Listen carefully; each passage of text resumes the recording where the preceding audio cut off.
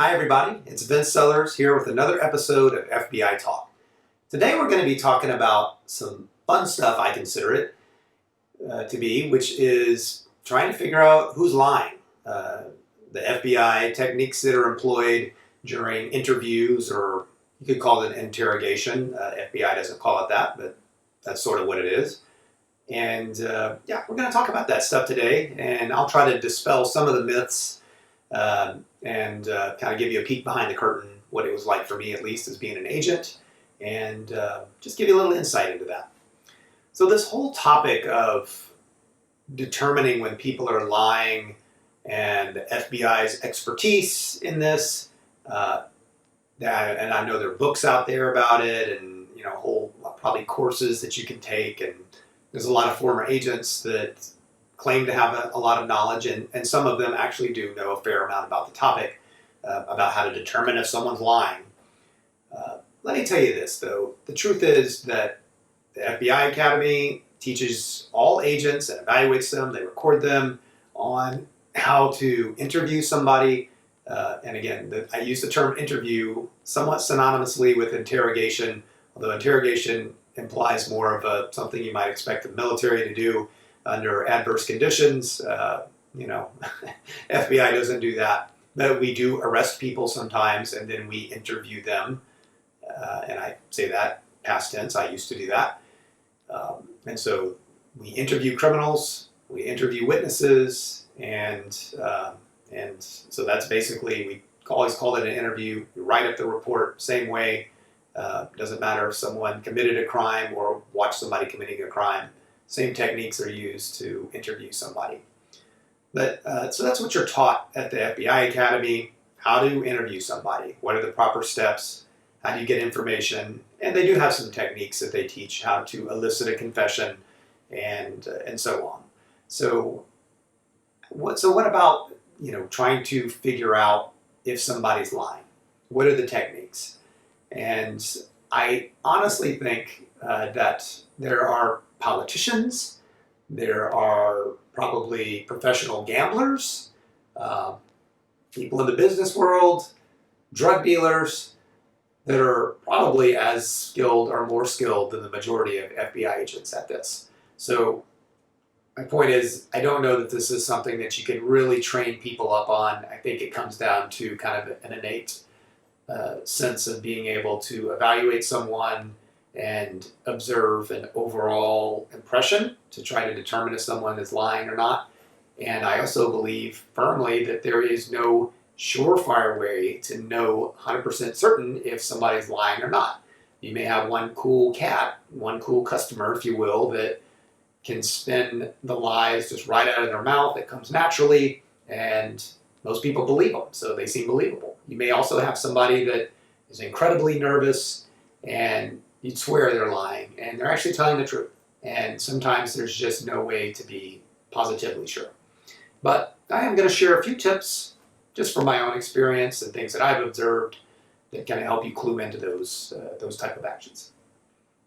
All right, so got a little list here. So overall, the demeanor, that's the most important thing. How is somebody behaving when you're talking to them? So some of the things to look out for. Number one is probably the eye movement. If the person can look you right in the eyes and tell you, describe the situation, and recount what happened as a witness, or explain their alibi, where they were on the night of the bank robbery or kidnapping or whatever it is, that ability to look someone in the eye, most people really do have difficulty staring someone in the eye and lying to them. So that may seem like something of a wives' tale, or kind of an overused phrase, is looking somebody in the eye and lying to them. But that is one way to kind of determine if someone's being truthful. Now, there has been much talk and some studies done about the eye movements. So some people may look off to the corner, look off to the side when they're speaking. I do that myself sometimes. I wish I could look everybody right in the eye and be 100% convincing. But sometimes my brain is trying to retrieve some information, and it'll look off to the side, just like it did just there. Did you see that? So we all do that to some degree. And so you can't really draw any 100% conclusions from this. But the research shows that if a right-handed person is telling the truth, and this is somewhat generalized, again, this is not an exact science, but overall, it has been proven that typically if a right-handed person is telling the truth, if they're really trying to search for information in their brain and recount a memory, they'll be more likely to look over to the left. Yes, there's some other evidence that says memories, upper left, smells and taste, maybe lower left. I don't know. I take that something with a grain of salt. And it wasn't like when I was interviewing somebody or a suspect that I said, aha, they looked down to the lower left. They must be trying to remember how that, how that burger tasted that day or something. No, it's not quite like that. But nevertheless, that's just a quick indicator. Right-handed person, if they're really not lying and trying to search their memories, they look off to the left. And the right-handed person, if they're making up something, they may be accessing another part of the brain and look up to the right and say, well, yeah, if they're making something up. Again, that's pretty, it's a pretty big leap to jump to any conclusions based on those activities. But nevertheless, for me personally, I didn't try to overthink it and think, oh, I wonder if they're right-handed or left-handed and which direction are they looking. If they looked all over the place and were nervous, then yes, very likely they're lying. Not for sure, but it's a possibility. And if they were calm and able to look me in the eye and tell a story, then it was less likely that they were lying. So bottom line, there you go. There are other things. There's facial tells, if you will. The pursed lips is one. The wrinkled brow. Those are all things that a lot of researchers will say, aha, see, when someone's lying, they do this. And there is some truth to that.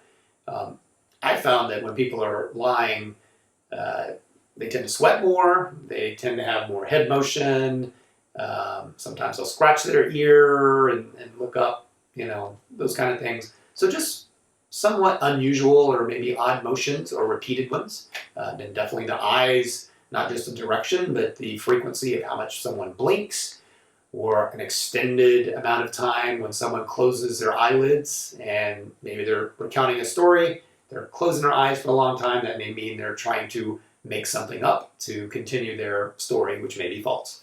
So I think the best thing for trying to figure out if someone's lying is just years of experience of speaking with people. And over time, you start observing these patterns. And that's why I say that I don't know that FBI agents really have any training or anything that makes them a whole lot better than someone that's not an FBI agent. Sure, some agents are very skilled at it and very experienced. Some newer agents are probably, not nearly as good, again, as some of these other, professions that I've already mentioned, gamblers or what have you. So, point is, it's not an exact science. Let's see what else. So, I've talked about several items here. Let me just share a couple of examples of where I said, aha, that person for sure is lying, and some of the techniques that you can use. Again, everything I've talked about, you don't know for sure, right? Well, one way you can know for sure is if you know a piece of information, you're 100% certain, maybe someone was under surveillance, you know their location the night of the whatever. And you do not let them know that as an investigator that, well, we saw you on surveillance at the, the gas station in, Chula Vista, California, off this highway at this time. No, don't tell them that. Ask them, so can you describe more where you were, last night or night before, whatever it is.